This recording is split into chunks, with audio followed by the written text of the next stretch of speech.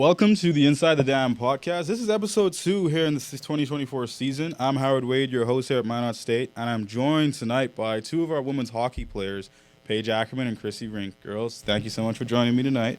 Thanks for having us. Look at that. They're in sync already as they are on the ice here in the podcast room. We will start over with you, Chrissy. Just, tell us a bit where you're from, you're here at Minot State, maybe your major, before we get into all that you do on the ice.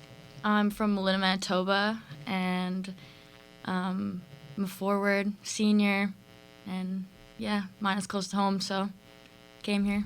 Okay. And you, Paige? I'm from Minot originally. I've lived here my whole life. I'm a senior defenseman, and I'm a nursing major. Nursing major. Very nice. Now, as you've both been here for some time, Chrissy, what are your thoughts on Minot State since you've been here year one and now as you've seen yourself grow and progress away from hockey, on hockey, the connections you've made? Just let's talk about how you've built yourself as a person since you've come here. I guess that it's really helped the classes being smaller and being able to know all the professors and stuff, and everyone's really welcoming, so that's made it easier. There's a lot of activities on campus that help you meet people, so I guess that's kind of how I've built up to be who I am today with meeting everyone. Okay. Did you always like Paige when you first met Paige? Yeah, I used to hang out with Paige a lot freshman year. Let's find out from Paige's perspective. Paige, what about you? Chrissy? Yeah, you always like Chrissy? Oh, yeah. We've been buds for a long time, since freshman year. Yeah. Look at that. Freshman year to senior year. Yeah. And you two, you might not native, but did you also find it easy to adjust to the college life, even though you're from the area? Yeah. I mean, I've grown up around Minot State, obviously, and I've watched their hockey teams specifically for a long time. So getting to play here was definitely cool for me, and kind of what Chrissy said, the campus is so welcoming, and it definitely made for an easy transition from high school to college, at least for me. Okay. So yeah, I mean, I found it to be a pretty good place. Nice. Well, that's all good news. Now, question about recruitment, from my perspective, right? I'm not obviously a part of the team or anything, but I do see a lot of new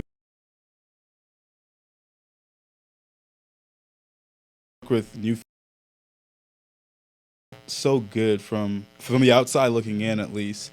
The new faces coming in, adjusting to the team, adjusting to playing time or just practice squad, whatever have you, and you guys just having such a good bond.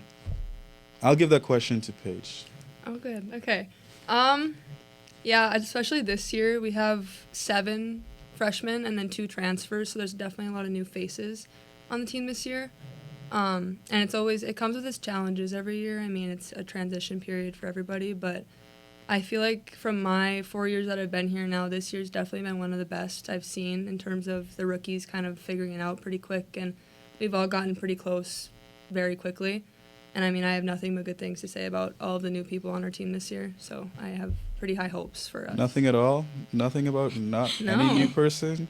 Not even another Ackerman? You love her all that much? My little sister, yeah. All that much? No, I love Which her so Ackerman's much. better, though? Which Ackerman's better? I don't know. I mean, I won't go into that because I don't want her to go home and that starts a You don't fight hurt my or anything. feelings. Yeah. Well, again, I think it's commendable, I've been here, transferred here 2019, and like I said, away from the team, from the outside looking in, I have seen that you guys have a really good camaraderie. You work together. You've had success. You made it against big competition. We all know the rivalry that's built against Liberty. Let's find out, who is your guys' biggest rival? Your guys is when you have to go out there and play this one particular team. Maybe it's a particular girl. Chrissy, you're lighting up. Who is that team or person? I'd have to say Midland. I don't Midland? like playing them at all. I don't know what it is about them, but It's just something about them. Just they've always last year. I don't think we beat them very much. I think we won one game against them, maybe. Yeah, but they've always been. That's the pass. You got this year to rewrite. Yeah, they've lost a few players, so I'm hoping that you're not really doing good yet. your studies. Okay, okay. Paige, you're against Midland too, or? Yeah. Yeah. I think most of the older girls on our team, we don't like Midland. Goodness. It's always good. We like playing them because it's such a good comp. intense game. But we've definitely got some beef with Midland. They get the third period's pretty aggressive. That's nice. And we spoke before we went live that you guys prefer to just let the officials let you play? Is Midland a team where when you're just playing, it'll get a bit scrappy? The officials aren't going to see a lot of stuff. Uh, Yeah. Yeah. I mean, Depends, I guess. yeah, some girls will kind of give them some Yeah. crap after the whistle or Mhm. behind the play and try to keep it on the down low. Yeah. But I mean, A lot of people get caught too, Yeah. but That's true. All right. So we'll look out. I'll circle it on the schedule when you guys play Midland. That'll be hopefully you guys play them at home. I'm not sure if it's a home or away game. You think it's a home game? You know. yeah, we'll play them at home. yeah. We go there This this weekend. weekend. Look at that. You guys will get your heart's desire. Oh, yeah. A week from today. Let's go. getting ready for it. Mm-hmm. All right. Speaking of getting ready for it, how was that scrimmage from Chrissy's perspective? How was that scrimmage this past weekend? It was pretty good. Pretty I good? had fun, yeah. Yeah. Put some putts in the back of the net. I Oh, saw. yeah. Yeah? I did. Surprisingly, first time. And you were on the losing team? The winning team. Winning team. Who was on the losing? You were on the losing team. That was me. Yeah. Yeah. That was you. So, from your perspective, what are your thoughts on this past weekend scrimmage, Miss Senior Girl Paige Ackerman? I was on the losing team, yes, but I was very impressed. Very impressed. It was definitely good to see how well we played together after being together for such a short amount of time. So I enjoyed it. So Chrissy did a great job. Chrissy did so good. So great, She right? was great. Hey, my team did great. Yeah, your team did great. Goal after goal after goal. I saw the Instagram stories. I was like, okay, when is Team White going to do anything? Yeah, well, Oh, look at that. Team White just getting... It happens. All fun. I'm no Team Red or White. I'm all for Team Beaver. So that's the good part. And it's great that you guys were able to get that scrimmage under your belt. And especially with Midland coming up, by the way you guys sound already, that's going to be a pretty exciting matchup. Do you guys have any personal goals maybe for this upcoming year, last year? Is it you guys' last year? Or do you have like... I'm staying for a fifth year. Okay, yeah, that fifth year always comes in. Are you done? Staying? I'm done after You're this done? year, yeah. And you're like, yeah, take the jersey off, toss it. Get me out of here. No. Instead. Any personal goals to finish off then? I definitely liked how I finished my year last year, personally. So I kind of want to keep building off of that. I felt like I'm a defenseman, so I mean, I always just try to focus on not getting scored on more than scoring. How'd that go this past weekend then? Like, Well, you know what? I only got scored on once. Okay. So you know, another hockey player said the same thing. How can everyone always get scored on once when there's 7 total goals? I feel like someone has to let up more than one time. Someone might be lying. Yeah, someone's got to be lying. Hannah Gray told me she got scored on once. Oh, Someone else. gosh. Now you. I don't know. We leave that there though. But Yeah. that's good. That's good. I hope that as this year goes on, that goal of yours comes into fruition. Chrissy, any goals for the year that you're willing to share with us? Yeah, I guess kind of opposite of Paige's. I want to be more offensive this year. Good start. Yeah. First on the scrimmage records. Yeah, Okay. score more goals, I guess, and get more opportunities in front of the net. Put more pucks in the back of the net. Perfect.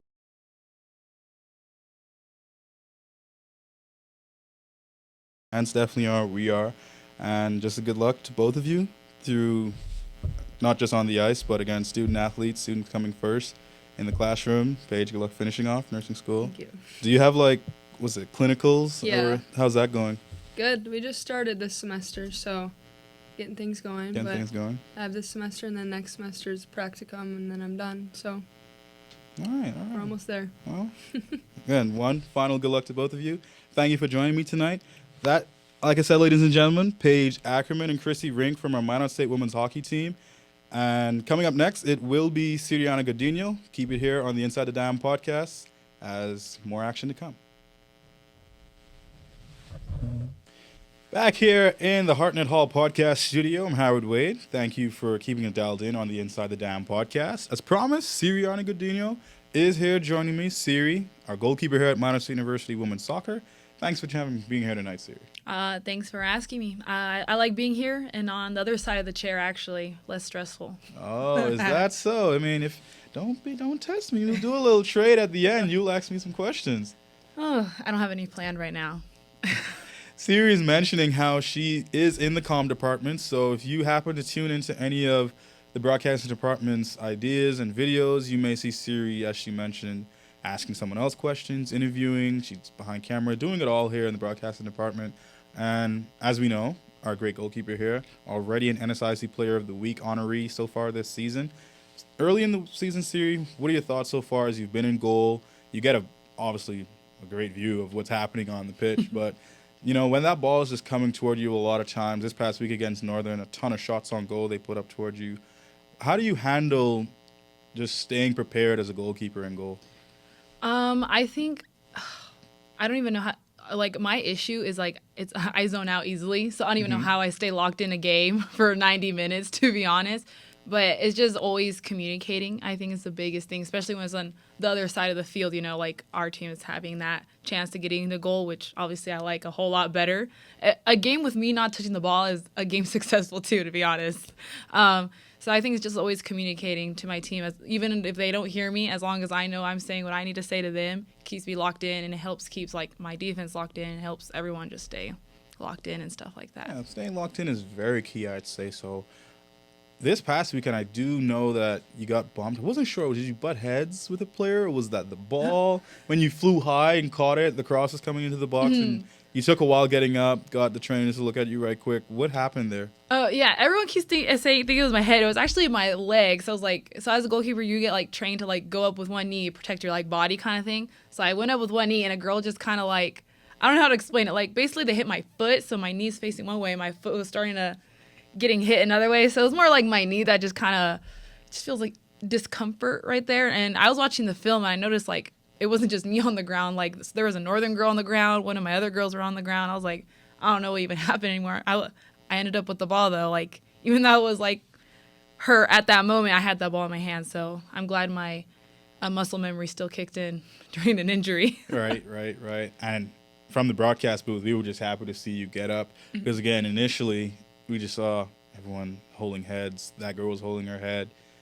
You see the cross coming in, so you'd assume that everyone's trying to head the ball. So we just assume something with the head. And in our generation, like taking care of yourself is very important. So it's good to know that you were able to be all right and back out there, finish the game. You guys play such strong defense, and last year was the same thing. What are your goals as a goalkeeper this year as opposed to last year? You had some time last year to adjust. Being from Cali, the weather will pick up, as you know. So what are your goals as you're in goal for Minot State? My end goal,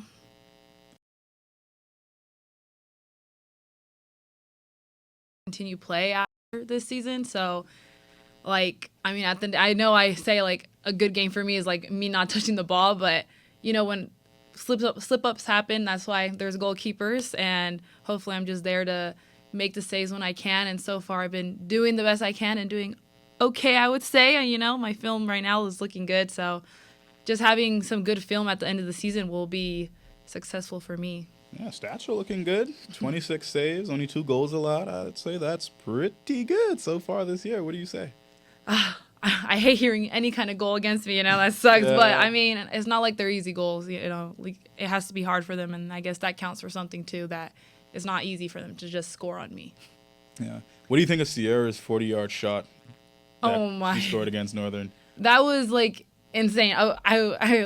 We were watching it in film today actually, and I was just trying to be like that funny gal. And I was like, no one was following that ball, by the way. I was like, we got lucky. She scored. I mean, oh my gosh. I think it was just crazy that it went in, especially from my angle. I like saw the full thing. I was like, this might go in. I'm like, this goalie's not reading. Like I saw that she wasn't reading it right. And when I saw that net move, and like, I'm not sure if it went in sometimes because I'm like, from my angle, I'm like, maybe it's out. And then I see everyone celebrating. I'm like, oh my gosh. Like, that was amazing. Like, just to see that with my own eyes was amazing. And I rewatched that too. Yeah.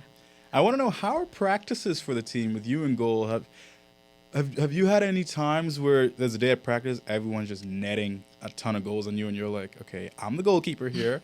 I'm the one that's supposed to be making the stops here. Come on, guys. Actually, I think I give my players a good run for their money. Yeah. I think the hardest goalkeeper they'll ever face is me. So, in the games, they're like, maybe that's why it's easy for them to score when they do or take their shots. But maybe I'm like hurting their confidence. I'm just kidding. Nah. But honestly, I think that just helps like bring up the atmosphere of practice. Like I'm giving my all, like I'm going for that. I mean, obviously I'll get fatigued once I'm like diving 5 times in a row within like 2 seconds when they're just shooting the ball.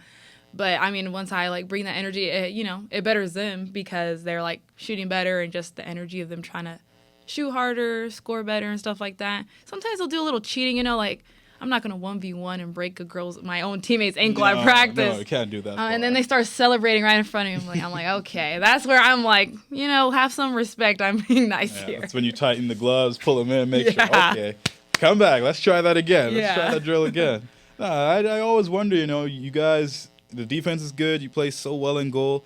If practice girls even get a chance to put the ball into the back of the net based on your performance in game. But as you mentioned, it must be really good for practice to have a goalkeeper at your caliber. That way, as you mentioned, those girls can go against other schools, top competition, and say, hey, we're not scared of you guys. You know who we got to practice with in goal? Siri. Like, come on. Exactly. So, yeah, I commend you. Very, very commendable. And post-graduation, you've transferred here, as I know, working here in the comm department.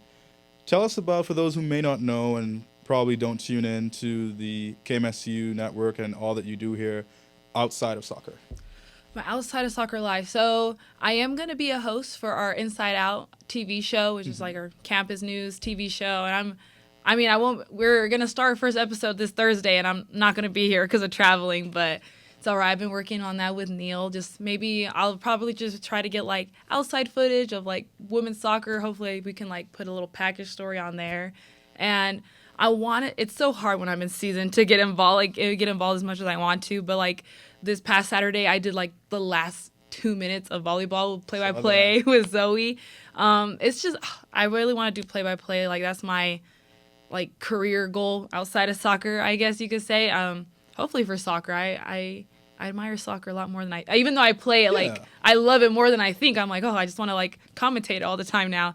So doing play-by-play is like something I really want to do, and hopefully I'll get more reps in this season. Mm-hmm. And then I am a KMSU manager too, so we're in the works of what's going on over there, but just like we're in charge of the radio, and we're trying to like set up events and game shows to get like students involved and put more acknowledgement in our pro-com department. Right. So you, in particular, are one of the students that are a big beneficiary to the upgrades here at Hartnett Hall, with all the new equipment, new studio space. Mm-hmm. Hartnett Hall is really pretty. For those of you in the Minot area that have not gotten a chance to check out Hartnett Hall, you should one of these days. First, second, and third floor, everything state of the art. Here in the podcast room, red room, green room behind me, our studio across the way. It's all for the advantage of the students here at Minot State, such as Siri, myself, Cole Clementich, many others in the broadcasting department. So for Siri, thank you for coming here tonight. I wish you the best on your road trip this weekend. Thank you. Wish you the best in goal. Hopefully, in practice, you continue to do your thing. Give our girls some good competition, making sure they know that good competition will be out there when they travel. Mm-hmm. So if they practice against you, putting balls against you, the odds of them putting it in the net against other teams are pretty high too. So that's good to hear. I hope this trip goes well and the rest of the season. Thank you. I appreciate it. And good luck with your rest of the season as well. Thank you, Siri. Thank you. Mm-hmm.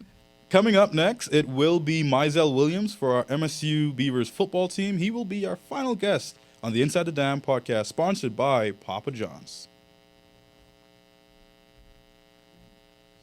Back once again, Howard Wade Jr., your host here of the Inside the Dam podcast, sponsored by Papa John's. Check him out. Get some good pizza here on this Monday night. The Buffalo Bills are currently torching the Jacksonville Jaguars, but that's neither here nor there. For your Jacksonville Jaguars fans, I am deeply sorry.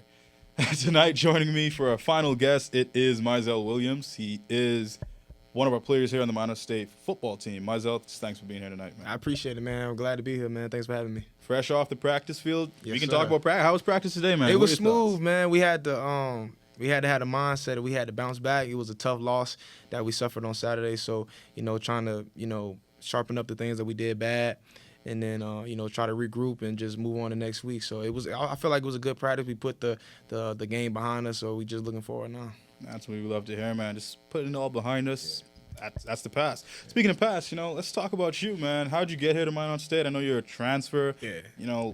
It's football. Everyone's excited to see the new faces. We lose guys every year. That turnover. And you hear of a guy playing last year. Yeah. He's playing this year. We can't wait to see this guy. Just tell us about your journey that brought you here to Minot State. Yeah, so for those who don't know, my first 2 years I played at Georgia Southern. And then, football, especially college football, it's a big business. big business. So Georgia Southern made some business decisions, and unfortunately, I was on the latter half of a business decision, and then they ended up letting me go. And then Mike Bruno, who was the defensive coordinator last year for Minot State, he recruited me when I was in high school to go to Cal Berkeley. And then, he still had my phone number, so then I hit him up. And then I was like, hey, man, I'm in a transfer portal. I'm looking for somewhere to play. And he was like, hey, I'm at this D2 school in Minot, North Dakota, if you're interested. And I was like, man, I'm just ready to play ball. I really wasn't concerned about going from Division I to Division II. So, ended up, because I had a good relationship with him when I was in high school. I actually wanted to go to Cal Berkeley when I came out of high school, but I let people talk me into doing something else. So I was like, yeah, man, I'll go play for you. And then, when I came here and found out that didn't pass enough credits that I needed to pass, so couldn't play. And that was an interesting time for me, but I did what I could to help my team on scout team and things like that. So being on the field now is crazy, man. It's that first game, I was very emotional when the game was first starting, because that was the first time that I had played in a football game since 2021, and it's 2024 right now. So, but everything happens for a reason. I'm glad to be here. I made a lot of good friends. I met a lot of good people. I was able to experience a lot of cool things being here. So I'm glad things worked out the way that it is, and I'm looking forward to seeing what the rest of my Minot journey has in store for me. Hey, credit Coach Bruno and the I'm city telling of you, Minot. shout out my man Mike Bruno, man. Yeah, bringing Mizell on over the Magic City, putting some magic dust on the skill. Man, I called the game, that first game where you got the INT. Yeah. I said, oh my goodness. That's a grown man hitting like that. Who number 2? Yeah. I picked up the depth chart sheet and I was like, who number 2? Yeah. Mizell. I said, all right. Yeah. Following through with the tackle. I said, any uncle at the cookout would be happy to see I you appreciate that, man. running through the tackle like that. I said, whoo. I'd hate to be on the opposite team. Yeah, I appreciate that, man. I said, there was a time I think you caught a guy off guard. Just blindside, didn't even see him. You clocked him. Textbook tackle. Mm-hmm. I think he laid down for a bit, and Yeah. everyone was like, what? And I was like, nah. Yeah. They was telling me that they was trying to review it for targeting him, and I'm like, I don't know. Man. I think that one was pretty clean, man. But yeah, that's what football is about. I try to be as physical as I can. I'm not out there trying to injure anybody, but I am out there trying to hurt people. That's what football is about. Yeah. We put air quotes on that one. Yeah. Those hits are some damage, man. Yeah, Those hits are, I don't know if you hit yourself, obviously, because if you hit yourself, buddy, sometimes that's what it be. Sometimes you hit so hard you knock yourself out. So, but that's just what football is about, man. It's a physical game. It's a violent sport played by violent people, and that's the way you got to play it. So that's the way I try to play it. And if that means that I got to have some bumps and bruises here and there, then that's so be it. Now, I want to find out from your perspective, as one of the statistical defensive leaders in our tackles, up there, I think you're number 2 behind Nalu in interceptions. It's early in the season, but you guys are definitely doing your thing on the defensive side of things. How does that, from your perspective, push the offense when they have to go out on the field, momentum-wise, away and even home games? Yeah, I think it's cool I think it pushes our offense because they can understand that they don't have as much pressure on them. Like, they don't have to go out there and score 40, 50 points a game in order to win. I tell Carson, I make a joke with Carson Chrisman, our quarterback, all the time. I tell him all the time, all I need to play is 50 snaps. I just got to play 50 snaps. If you can go out there and manage the clock, run the ball, do what we do, don't turn it over, have good time of possession and things like that. I mean, when we're going to go out there, we're going to stop them. We're going to stop them. We're going to give you the ball at least twice, up to 3 times. We pride ourselves on creating turnovers. And so if we can be that type of team, run the ball, control the clock, not turn the ball over, play good defense, and that takes a lot of pressure off of the offense because they can just do their thing. That's how our offense is. Our offense isn't a high-scoring, fast-paced offense. That's not what we do, and that's okay. We're ground and pound. We're manage the clock, protect the ball, run the ball. That's what we do, and we play good defense. So I think under our offense, knowing that our defense is flying around, making plays, they can say, hey, man, we can just do our thing. We can go out there, we can control the time of possession, hold on to the football, and we just play our game, and we'll be all right. Man, I love the way you explain that. Because for a lot of football fans out there, who they watch the NFL, they watch the big leagues, quote-unquote big leagues, and they see high-scoring offenses, they see up-tempo, deep balls here, there, everywhere. Then they watch some other games, like you mentioned, our offense, but more football playbook. I always tell people, man, I said, you ever want to talk down on a football player? I want you to go and just put yourself in a huddle. just listen to what they're saying. Yeah. It will sound like gibberish. Mm-hmm. It Yeah. it will like. I think that's the biggest jump between levels is the verbiage. Concepts are the same. You can only run so many coverages. You go Yeah. 1, 2, 3, 4, 5, and so on and so forth. It's only so many route concepts you can run, but it's verbiage, and the verbiage change from team to team and things like that. So that's the thing that guys have to adjust to. But I think football is really a simple game, and once you really understand how concepts work and clock management and what offenses are trying to do and what defenses are trying to do, I think it kind of be simple to the person who understands the game. To the ignorant person, I think it would be kind of like gibberish and things like that. So but that's just how it is sometimes. But at the end of the day, it's really a simple game. So I love to hear you say it's a simple game, because my next question now, for you, playing deep on our defense, right? Mm-hmm. How much study time do you think you'd have to put in week to week for our opponents every time you have to watch film and set up to know, hey, I can't allow anything. If anything passes me, that's probably the band's playing. Yeah. And I can't have that. So, you're also a student, right? How do you manage and handle, studying to some teams, maybe deeper study than others? Mm-hmm. What are your thoughts on that? Yeah, when I was with my man here and we was talking the other day, I told him that a lot of my free time is still football time. I'm looking at, studying whatever team we're going to play coming up this Saturday. And then with me, I'm really looking at tendencies and things like that. So what do they like to do on third down? What do they like to do in this certain formation? All right, when this guy is lined up here, they like to do this. All right, when the quarterback's feet are even, they like to do this. When it's quarterback, when it's a feet are, he's got one foot in front of the other, they like to do this. Yeah, they like to do this. So I'm looking at small things like that. Because offenses are going to do their thing. I think offensive coordinators are a little bit too cocky and things like that, to where they like to show out and things like that. So they gonna do their thing. So I think the main thing with me is, what can I do to get an edge? What can I do to get an edge? So I see that dude lined up there. All right, I know they like doing this. So I see that split right there. Okay, hey, combo this. Things like that. So that's really what I'm studying. And so that takes time, sometimes. But I might not just watch a game like a fan and just look at it, but I might look at all the third downs, all the first downs, all the P and 10s. All right, what are the, let me just look at the first quarter. Let me look at all the opening drive plays and things like that, so I can really get an understanding of what the offense is trying to do. You got it all down to a science, man. That's Yeah. good to hear. That's You really got good to, to man. hear. You got to. And that's you. So now, you mentioned you transferred in from a former D1 program, and you experienced, obviously, and we love that. How do you handle the younger guys, Nalo, a freshman, right along with you on the defense? How do you all just make it work?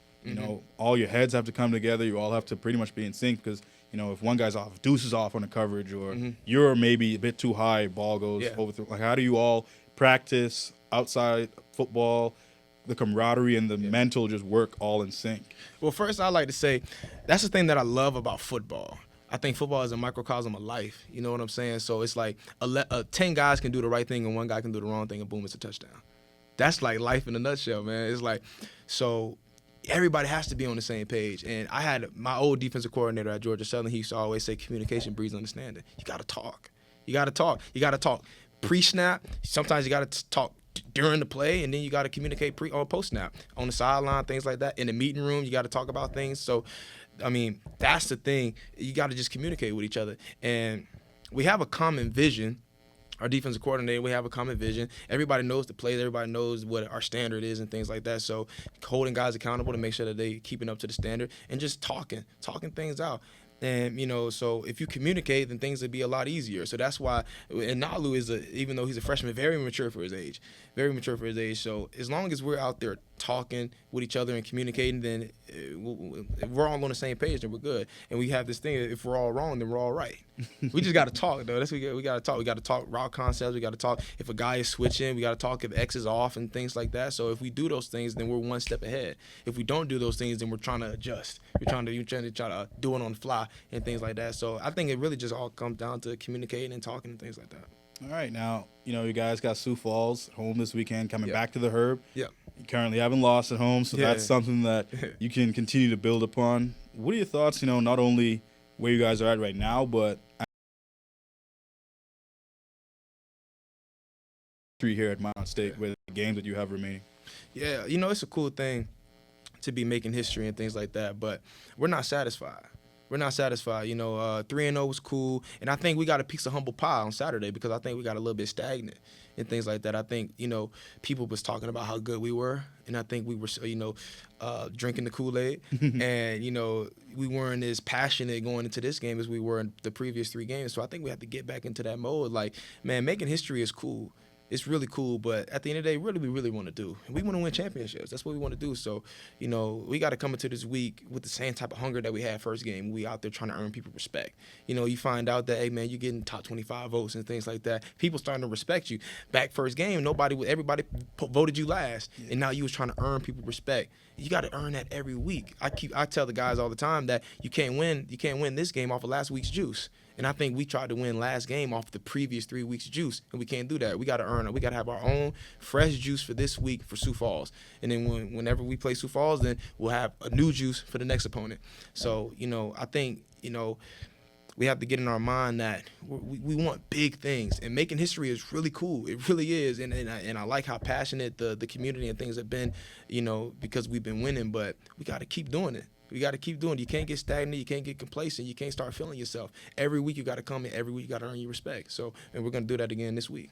All right, well, I love the way you mentioned it. For any cookout, you won't take the same juice from the last function and bring it. Yeah. It's a new mix, new container of ice, new Kool-Aid you mentioned. Mm-hmm. So to you guys, good luck this weekend. I'll be on the call with my co-host, Cole Clementich. Thank you, Cole. He's off camera tonight, ladies and gentlemen, running our camera. So but he is the man, him. y'all. He is the man. Is the man for sure. And that will definitely do it for tonight's episode of Inside the Dam here at Hartnett Hall Studios. Myself, so grateful for you joining me tonight, man. And again, you guys on that defensive edge, the team, just giving, like you said, the minor community an extra boost. And I know it must be a boost for you guys. So we're all just trying to build each other up. So good luck, not just this weekend, but the rest of the year. Appreciate that, man. And for you guys, our viewers, thank you for tuning in to this episode of Inside the Dam.